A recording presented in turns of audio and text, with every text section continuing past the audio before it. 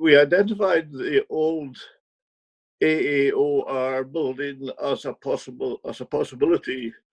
It was a rather ugly bunker in the centre of the village, which dated from the Cold War, but had been used for the past almost 50 years as a local road depot, and it was now surplus to requirements, and the council was disposing of it.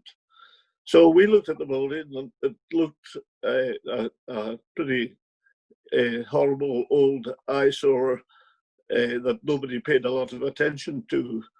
But when we looked more closely, we thought it did have potential. It had lots of space, and we thought it was quite a possibility for us as a museum. Interesting thing that we had to put to the design teams was what was their experience of mass concrete buildings, because the blast-proof anti-aircraft operations room was quite an unusual challenge.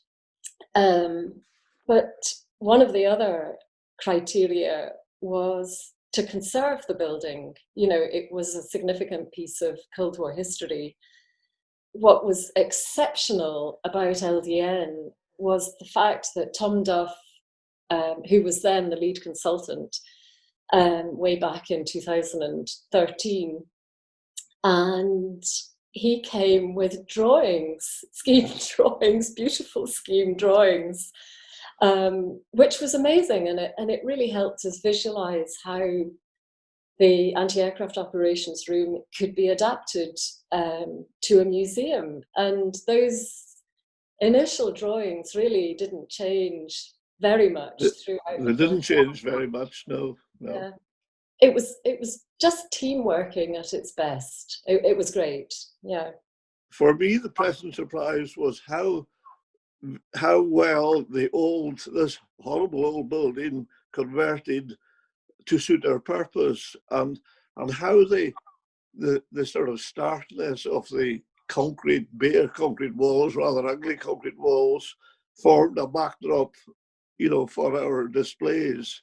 You know, I think everybody is taken by the rather,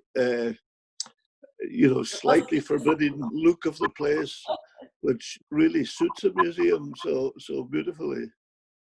And I think the real surprise was the transformation, because it is so chalk and cheese, and it did become a swan. It's incredible, the transformative restoration of the building. It was quite amazing. We're able to display national collections. We're able to have temporary exhibitions in a way that we couldn't do before. And I think most important of all, we can keep our collection in proper environmental conditions. You know, everything can be monitored, and that allows us to secure our place as an accredited museum. So, you know, I think that's the from a museum point of view, these are the important things. I love the sleekness of the end result, you know, and to me it looks very kind of Bauhausy, and you know, it's a really good piece of design, modern design. But the other thing I really liked, and that one of the modern interventions, was to put a gallery walkway, and that means that you have this wonderful overview of all the exhibits in the museum, and it's lovely, and it was done very sensitively, again, by LDN.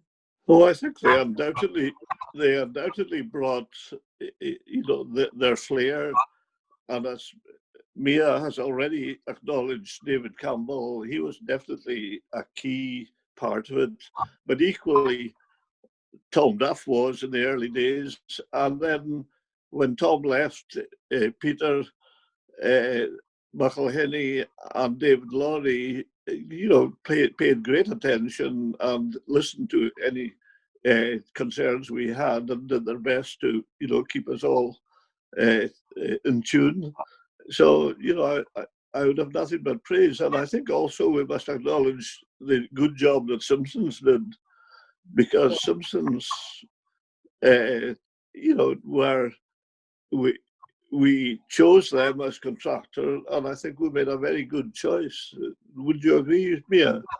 Yes. And it's funny how important the soft skills are. I mean, when you do procure and design teams, the emphasis is really on the technical skills and the experience.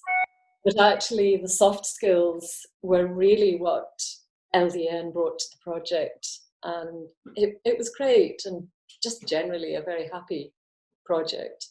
Well, we're delighted to be made the Museum of the Year, which is announced today, and we've got a great big sign that we're putting up, which I'm not sure if we have planning permission for it, but we'll have to put our smiley faces to the council if they come after us.